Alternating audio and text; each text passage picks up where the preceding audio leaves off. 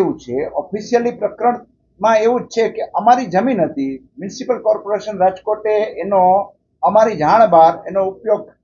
કરી લીધો છે અને અમને એમ થાય છે કે ભાઈ અમારી જમીન છે કોર્પોરેશને શા માટે લઈ આરએમસી પાસે અત્યારે જમીન નથી, જમીન તો એ આરએમસી નો પ્રશ્ન થઈ ગયો છે અમારી પાસે અમારી પાસે જે વિકલ્પ આવશે એ પ્રમાણે અમારી પાસે બોડી છે બધાનો વિચાર કરી અને જે નિર્ણય કરવાનો થશે એ નિર્ણય અમે આગળ ઉપર કરશું પણ જોઈએ છે કે ત્યાંથી શું જવાબ આવે છે જમીન અંદાજિત 1547 એકમમાં ચોરસ મીટર કોઈ પણ એકમની અંદર એ જમીન ગઈ છે અને એ જમીન અમારી જાણમાં એવું આવ્યું છે કે ટીપી સ્કીમની અંદર એ જમીનનો મ્યુનિસિપલ કોર્પોરેશન એનો કબજો લીધો છે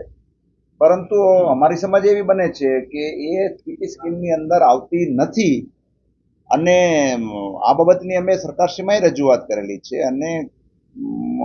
ત્યાંથી પણ અમને મ્યુનિસિપલ કોર્પોરેશનની બાબતમાં જ રજૂઆત કરવાનું માર્ગદર્શન મળેલું છે એટલે અમે ત્યાં રજૂઆત કરેલી છે 1968 થી અમારા ડોક્યુમેન્ટ પ્રમાણે એ જમીન અમારી છે।